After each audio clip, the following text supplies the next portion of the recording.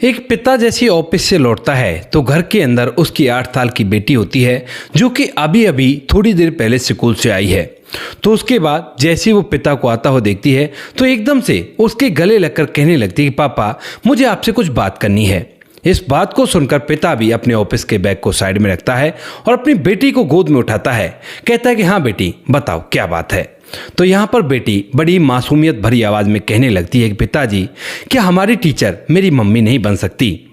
इस बात को सुनकर वह हैरान हो जाता है और उसकी तरफ देखने लगता है। कहता है कि बेटी तुम ऐसा क्यों पूछ रही हो। तो यहाँ पर जो बेटी होती है वो कहने लगती है कि पिताजी मैंने टीचर से कहा था कि आप ना इतनी अच्छी तरह से मुझे रखा करती हो तो आप मेरी मम्मी बन जाओ और मेरे घर में रहने लगो। लेकिन उन्होंने हंसते हुए इस बात को टाल दिया और कहा कि अपने प्रैक्टिस पर फोकस करो। इस बात को सुनकर पिता हैरान हो जाता है और इसके बाद ये कहानी एक ऐसा मोड़ लेती है जिसके बारे में किसी ने सोचा भी नहीं था।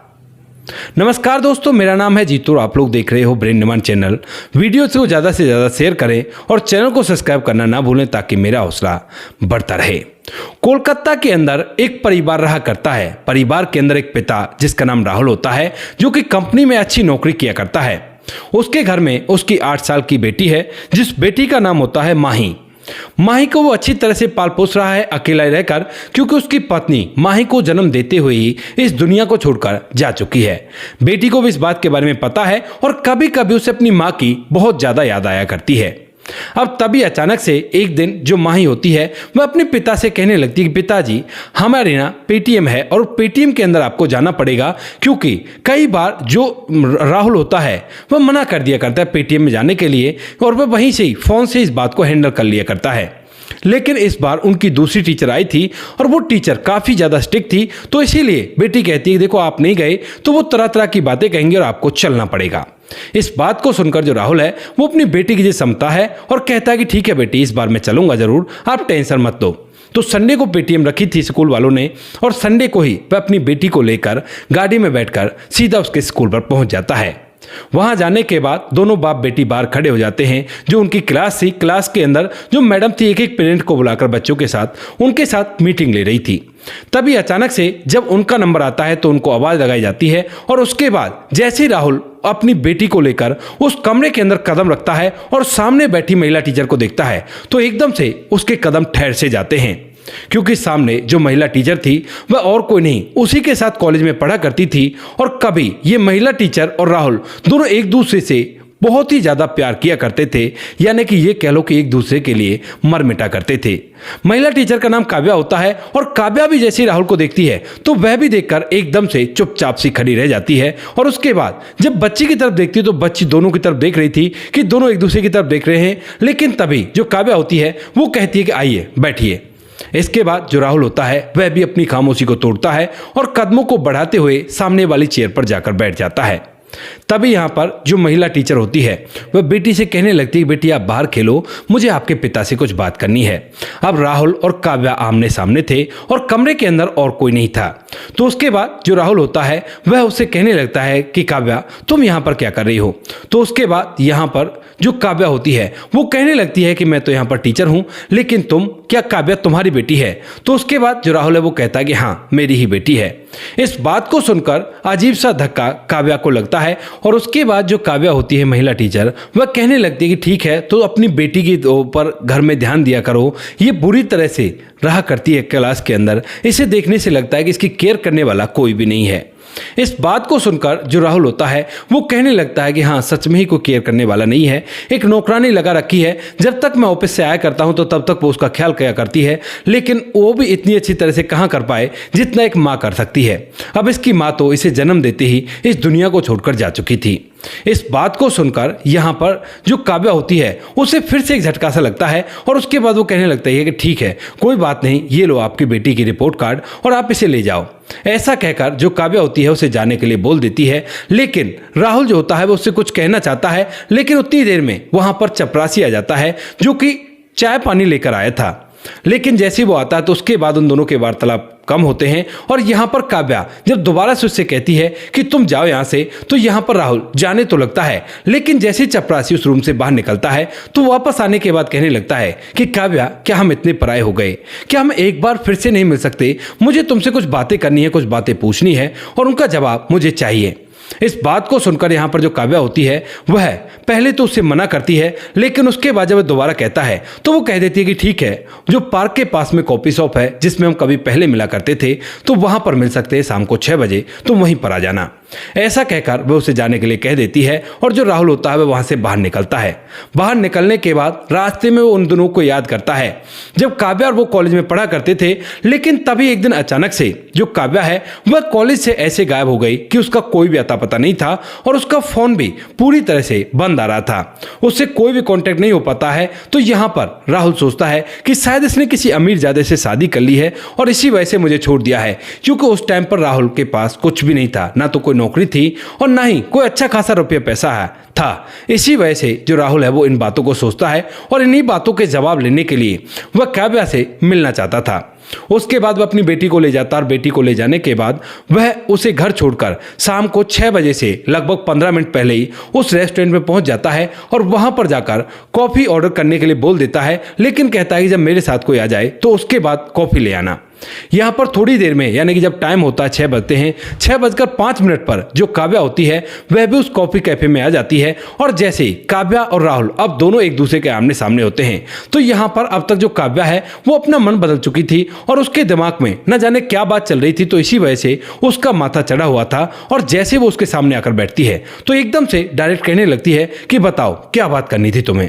इस बात को सुनकर जो राहुल है वो उससे कहता है कि अरे कोई बात नहीं, बैठो, कॉफ़ी मंगाता हूँ, मैंने तुम्हारे लिए ब्लैक कॉफ़ी ऑर्डर कर दी है और थोड़ी देर में वो आती होगी, कॉफ़ी पीते पीते बात करेंगे। तो यहाँ पर जो काव्या है उसकी तरफ देखती नहीं है, इधर उधर चीज़ों को देखने लगती है। थोड़ी देर में वहाँ पर कॉफ़ी भी आ जाती है और जैसे ही कॉफ़ी आती है तो उसके बाद वह कहने लगती है देखो अब तो कॉफ़ी आ गई है और बताओ तुम्हें क्या बात करनी है। तो यहाँ पर जो राहुल होता है वह भी सीधे पॉइंट पर आता और कहने लगता है कि काव्या, क्या किसी अमीर ज़्यादा के लिए तुमने मुझे छोड़ा था क्या? इस बात को सुनकर यहाँ पर जो काव्या है उसकी तरफ देखती है और देखने के बाद मुस्कुराने लगती है। कहती है कि ऐसी तो कोई बात नहीं है, लेकिन फिर भी अगर तुमको ऐसा लगता है तो बेशक से ऐसा मान लो, मुझे इससे कोई भी आपत्ति नहीं है। अब जब राहुल ये बात सुनता है तो उसे पूछने लगता है कि फिर तुम इस तरह से गायब क्यों हो गई थी? तो यहाँ पर जो काव्या है वो बताती है कि वो दरअसल उस टाइम पर मेरे पिता को तुम्हारे और मेरे रिश्ते के बारे में पता चल गया था, किसी ने फोटो खींच के उनके पास भेज दिए थे और उसके बाद मेरी मजबूरी हो गई, क्योंकि अगर मैं तुम्हारे पास रहती तो उसके बाद वो कह रहे थे कि अगर तुमने अब भी उस लड़के को नहीं छोड़ा तो मैं अपने आप को इस दुनिया से विदा कर लूंगा। अब ये बात सुनकर कि पिता न जाने कुछ ऐसा वैसा ना कर दें, तो इसी वजह से मैंने तुम्हारा साथ छोड़ दिया और उनके कहे अनुसार एक लड़के से शादी तो कर ली, लेकिन हमारी शादी ज़्यादा दिन नहीं चल पाती है। मुश्किल से मुश्किल 2 साल वो शादी चलती है और उसके बाद वो अमीर ज़्यादा मुझे तलाक दे देता है। उसके बाद मैं घर पर ही रहा करती हूँ। पिता बार बार कहा करते हैं कि शादी कर लो, लेकिन मैं बार बार मना कर दिया करती हूँ। कहती हूँ कि पिताजी, मुझे अब किसी से शादी नहीं करनी, आपके कहने से मैंने एक बार शादी कर ली और मैंने जिससे प्यार किया था उससे आपने मेरी शादी होने नहीं दी, तो अब मुझे अपनी ज़िंदगी को अपने दम पर जीने दो, आप भी जियो और मुझे भी जीने दो। ऐसा कहकर मैं पिता से मना कर चुकी हूँ और अब यहाँ पर बच्चों को पढ़ाकर अपना जीवन जी रही हूँ। इसके बाद यहाँ पर जो राहुल होता है वो कहने लगता है कि अगर ऐसी बात है तो क्यों ना अब हम दोनों एक हो जाएं, क्योंकि मेरी पत्नी भी इस दुनिया को छोड़कर जा चुकी है, शायद ऊपर वाले की ही मर्जी है। इसी वजह से तुम्हें भी तुम्हारे जीवन साथी से अलग कर दिया और मेरे जीवन साथी को मुझसे अलग कर दिया, तो क्यों ना हम दोनों दोबारा से एक नई शुरुआत करें। लेकिन तभी काव्या साफ साफ इनकार कर देती है, कहती है कि नहीं राहुल, ऐसा नहीं हो सकता, क्योंकि मैं अब एक टीचर हूं और जब स्कूल के अंदर सभी लोगों को पता चलेगा कि इस तरह से जो बच्चों के पिता है उससे शादी कर ली एक महिला टीचर ने, तो ये बहुत ही गलत होगा और इसका बहुत ही गलत इफेक्ट पड़ेगा, क्योंकि अब तक मैं काफ़ी दिनों से स्कूल में काम कर रही हूँ, मेरी अच्छी इमेज बनी पड़ी है और मैं उस इमेज को नहीं बिगाड़ना चाहती और ये बिल्कुल भी ठीक नहीं है। मैं उन सब चीज़ों को भूल कर बहुत आगे बढ़ चुकी हूँ और तुम भी अपनी ज़िंदगी में आगे बढ़ो, अपनी बच्ची के साथ अपने जीवन को जियो। ऐसा कहकर जो काव्या होती है वह मना कर देती है और वहां से तेजी के साथ निकलती चली जाती है। अब जो राहुल होता है वो सोचने लगता है कि शायद यही नियति है, हम दोनों का कभी मिलना ही नहीं लिखा है, और उसके बाद वह अपने घर में जाकर घर में रहने लगता है। धीरे धीरे समय बीता और समय के साथ साथ जब एक दिन जो पिता होता है वह कंपनी से वापस लौटता है तो तभी उसकी बेटी अचानक से उसके पास आती है और कहती है कि पिताजी कुछ पूछ सकती हूँ। तो यहाँ पर पिता कहता है कि गोद में उठाकर कि हाँ बेटी बताओ क्या पूछना है। तो यहाँ पर जो माही होती है वो कहने लगती है कि पिताजी क्या जो मेरी टीचर हैं काव्या मैम वो हमारी मम्मी नहीं बन सकती। अब इस बात को सुनकर पिता हैरान हो जाता है और कहने लगता है कि क्यों बेटी तुम ऐसा क्यों पूछ रही हो। तो उसके बाद वो कहने लगती है कुछ नहीं, मैंने उनसे कहा था कि मैम जब आप मेरा इतनी अच्छी तरह से ख्याल रखा करती हो तो क्यों ना आप मेरी मम्मी बन जाओ। इस बात को सुनकर यहाँ पर जो पिता होता है वो एकदम से चुप हो जाता है और कहता है कि बेटी फिर उन्होंने क्या कहा। तो उसके बाद बेटी कहती है कि उन्होंने कहा कि अपनी प्रैक्टिस पर ध्यान दो क्योंकि हमारा फंक्शन आ रहा है ना और वही मुझे डांस के लिए तैयार कर रही हैं और पिछले कुछ दिनों से तो वो काफ़ी ज़्यादा मुझ पर गौर दिया करती हैं। इस बात को सुनकर जो पिता होता है वो कहता है कि बेटा ऐसे बात नहीं किया करते और कोई बात नहीं, कल जाकर मैं तुम्हारी टीचर से ये बात पूछ लेता हूँ। इस बात को कहकर जो पिता होता है वह अपनी बेटी को ले जाता है, नहला खिलाता पिलाता है और उसके बाद दोनों बाप बेटी आराम करने के लिए चले जाते हैं। लेकिन जैसे ही रात गुजरती है और उसके बाद दूसरा दिन होता है तो दूसरे दिन पिता छुट्टी लेता और छुट्टी लेने के बाद सीधा वहां पर पहुंच जाता है यानी कि अपनी बेटी माही के स्कूल में और वहां पर जाकर काव्या को बुलाकर उससे बात करने लगता है। यहाँ पर जो काव्या होती है वह उसके पास आती है और फिर से रूडली व्यवहार करके उससे कहने लगती है कि हाँ बताओ क्या काम है, मुझे क्यों बुलाया तुमने। तो उसके बाद वो कहने लगता है कि काव्या देखो मुझे पता है कि तुम भी कहीं ना कहीं मुझसे प्यार किया करती हो क्योंकि मेरी बेटी बता रही थी कि उसने तुमसे ऐसे ऐसे पूछा था और तुमने उसे हंसते हुए ये जवाब दिया था। अगर तुम इन बातों से नाराज होती तो बेटी को धमका भी सकती थी, लेकिन तुमने हंसते हुए जवाब दिया। एक प्रूफ तो यह है और दूसरा प्रूफ यह है कि उस दिन के बाद से जिस दिन से तुम्हें पता है कि काव्या मेरी बेटी है तो तुम उस पर ज्यादा गौर देने लगी हो। ये बात भी मेरी बेटी बता रही थी। इसके बाद जो काव्या होती है वह थोड़ी देर तक सोचती है, सोचने के बाद एकदम से उसकी आंखों में आंसू आ जाते हैं। तभी यहाँ पर जो राहुल होता है वो कहने लगता है कि क्या हुआ काव्या, इस तरह से क्यों रो रही हो। तो यहाँ पर काव्या कहने लगती है कि वो दरअसल मुझे ना अब प्यार छुपाए नहीं छुपता, सच में मैं तुमसे अब भी प्यार किया करती हूँ लेकिन अपनी इस पर्सनैलिटी इन सिस्टम की वजह से ऐसा नहीं कर पाती हूँ। राहुल जो होता है वो खूब कोशिश करता है कि वो कैसे भी करके खुद अपने आप से मान जाए, लेकिन काव्या साफ इनकार कर देती है, कहती है कि नहीं ऐसा नहीं हो सकता। इसके बाद जो राहुल होता है वो उसे ये तो पता चल गया था कि उसके मन में प्यार है और इसीलिए वो बार बार वहां पर आया करता है उससे किसी न किसी बहाने से मिलने और क्लास टीचर से मिला करता है। काव्या उससे जी चुराने लगती है और धीरे धीरे एक दिन वो दोनों एक दूसरे से अपने प्यार का इजहार दोबारा से कर देते हैं और कहते हैं कि ठीक है इस बच्ची का स्कूल कंप्लीट हो जाने दो और उसके बाद बच्ची को किसी और स्कूल में डाल देना और उसके बाद मैं तुमसे शादी कर लूंगी, तब यहाँ पर मेरी इमेज पर कोई भी फर्क नहीं पड़ेगा। बातें इसी तरह से तय हो गई थी, लेकिन जब प्यार दोनों का इजहार हो गया था तो उसके बाद जो राहुल होता है उसके चक्कर बार बार स्कूल पर लगने लगते हैं और ये बातें कानाफूसी होकर सभी टीचरों में घूमते घूमते प्रिंसिपल साहब तक भी पहुंच जाती हैं। जब प्रिंसिपल साहब ये बात देखते हैं कि एक स्कूल की महिला टीचर एक स्कूल की बच्ची के ही पिता के साथ इस तरह से प्रेम प्रसंग रचा रही है, तो इस बात को देखकर यहाँ पर जो स्कूल वाले होते हैं वह एकदम से उसके पिता यानी कि जो माही का पिता होता राहुल उसे भी बुलाते हैं और काव्या को तो पहले ही बुलाकर उसे धमका रहे थे। अब जैसे राहुल उस दिन स्कूल जाता है, उसे अर्जेंट में बुलाया गया था वो भी प्रिंसिपल सर के द्वारा, तो वह एकदम वहां अपने ऑफिस से छुट्टी लेकर सीधा वहां पर पहुंचता है और वहां जाने के बाद जैसे वो प्रिंसिपल ऑफिस में जाता है तो उसे काव्या मिलती है वहां पर, जो कि अंदर से फूट फूट कर रो रही थी और उसकी आवाज आ रही थी। इसके बाद जब उसे रोता हुआ देखता है तो एकदम से दरवाजा खोलता, दरवाजा खोलने के बाद सबसे पहले काव्या को चुप कराता है, कहता है कि काव्या सबसे पहले चुप हो जाओ और बताओ कि क्या बात है। अब जो काव्या होती है वह चुप तो हो जाती है लेकिन कुछ कह नहीं पाती और इससे पहले ही जो प्रिंसिपल होता है स्कूल का वह कहने लगता है कि बात क्या है, बात तो आपको भी पता है, क्या आपको यह शोभा देता है इस तरह से महिला टीचर के साथ आप प्रेम प्रसंग बना रहे हो, स्कूल में बच्चों पर इस बात का क्या इफेक्ट पड़ेगा। इस बात को सुनने के बाद यहां पर जो राहुल होता है वो थोड़ी देर तक चुप रहता है। प्रिंसिपल जो होता है वो उसे और भी खरी खोटी बातें सुनाता है। राहुल थोड़ी देर चुप रहने के बाद एकदम से कहने लगता है कि सर मैं इसको पहले से जानता हूं, आज से नहीं लगभग 12 साल पहले हम दोनों एक ही कॉलेज में पढ़े थे और हम दोनों एक दूसरे से प्यार किया करते थे, लेकिन उसके बाद ऐसा हो गया और उसके बाद हम दोनों अलग हो गए, लेकिन कुदरत का नियम देखो मुझे दोबारा से इनसे मिला दिया। ये यहाँ पर आपके इस क्लास को पढ़ाने लगी जिस क्लास में मेरी बेटी पढ़ा करती थी और उसके बाद जैसे मेरी बेटी की ये टीचर बनती है तो वो कहने लगती है कि पिताजी आज आपको आना पड़ेगा क्योंकि महिला टीचर काफ़ी ज़्यादा स्ट्रिक्ट हैं और उनसे मिलना होगा। तो मैं इनसे मिलने के लिए आता हूँ, हमारी मुलाकात होती है। लेकिन उसके बाद भी उन्होंने यही कहा था, यानी कि काव्या ने यही कहा था कि हम लोग एक नहीं हो सकते, क्योंकि जिस स्कूल के अंदर मैं रह रही हूँ, काफ़ी दिनों से काम किया है, बहुत सारी इज्जत बनाई है, वो सारी की सारी धूमिल हो जाएगी। लेकिन जब ये दोनों बात ऐसे हो गई थी तो उसके बाद ये मेरी बेटी पर ज़्यादा गौर देने लगी और वहाँ पर बेटी ने ये बात उससे कही थी कि क्या तुम मेरी मम्मी बन सकती हो। इन पूरी बातों को सुनने के बाद जो प्रिंसिपल सर होते हैं उनके दिल में भी थोड़ी सी हलचल होने लगती है और वे सोचते हैं कि ये तो बिल्कुल भी गलत नहीं है। तो इसके बाद जो प्रिंसिपल सर होते हैं वह कहते हैं कि फिर आगे क्या करना है। इस बात को अगर इस तरह से टीचरों के द्वारा सुनाया गया तो बहुत ही गलत हो जाएगा, लेकिन इस बात को अगर आप लोग सभी के सामने कबूल करते हो और इससे शादी करते हो तो कोई भी दिक्कत नहीं है। इसके बाद यहाँ पर जो प्रिंसिपल सर होते हैं उसके कहे अनुसार राहुल और जो काव्या होते हैं वो दोनों अभी शादी करने के लिए तैयार हो जाते हैं।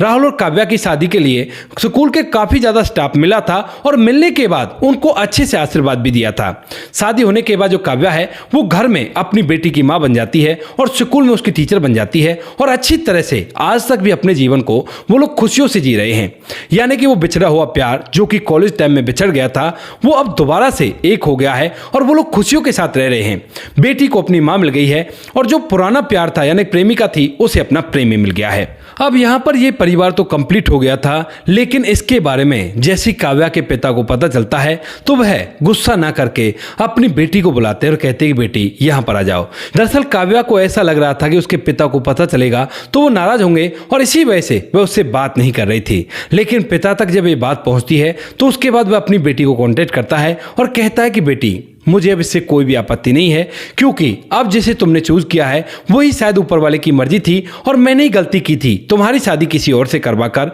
इसी वजह से वो शादी 2 साल भी नहीं चल पाई।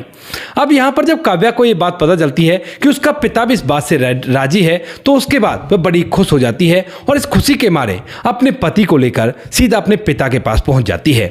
अब जैसे वो अपने पिता के पास पहुंचती है तो उसके बाद यहाँ पर जो राहुल होता है वह भी अपने उस ससुर से जिसने पहले कभी उन्हें मिलने नहीं दिया और अब उनके मिलने पर राजी हो रहा है, वह उससे पूछने लगता है कि अंकल जी पहले मेरे में ऐसी क्या कमी थी जो आप मेरे और इसके बीच में आ गए और हम दोनों को अलग कर दिया। तो उसके बाद जो उसका पिता होता है वो एकदम से अपनी आंखों में आंसू भर लाता है, कहता है कि बेटा हर कोई पिता अपनी बेटी के लिए अच्छा ही सोचा करता है और मैं भी अच्छा ही सोच रहा था। जब मुझे पता चला कि ऐसे ऐसे मेरी बेटी किसी से प्यार किया करती है तो उसके बाद मैंने तुम्हारे बारे में तहकीकात निकाली और तहकीकात के दौरान मुझे पता चला कि ना तो तुम्हारे पास कुछ पुश्तैनी जमीन है, ना ही अच्छा खासा रुपया पैसा है और तुम तो केवल अभी पढ़ाई लिखाई कर रहे हो और पढ़ाई लिखाई करने के बाद खुद नौकरी लगोगे, लगो या ना लगो तो मैं अपनी बेटी को कैसे अंधेरे में गिर सकता था। इसी वजह से मैंने तुमसे अपनी बेटी को अलग करने के लिए जो सही समझा वही कर दिया। इस बात को सुनकर जो राहुल होता है वह भी अब एक बेटी का पिता था और उसे ये बात समझ में आ जाती है और वो कहता है कि आपने जो भी किया उस टाइम पर वो समय के हिसाब से बिल्कुल भी ठीक था, आप गलत नहीं थे, उस समय का जो समय था वह गलत था। इस बात को कहकर जो राहुल होता है वह भी अपने उस ससुर को माफ कर देता है जिस ससुर ने कभी उनसे मिलने नहीं दिया था उन दोनों को एक दूसरे से, और उसके बाद वो सभी लोग खुशियों के साथ जीवन जीने लगते हैं। काव्या अपने पिता से भी मिलने जाया करती है, अपने बच्ची के साथ भी रहा करती है जो कि उसकी बेटी मतलब कि उसके पति की पहली बच्ची है, उसे भी अपनी बेटी की तरह ही रखा करती है।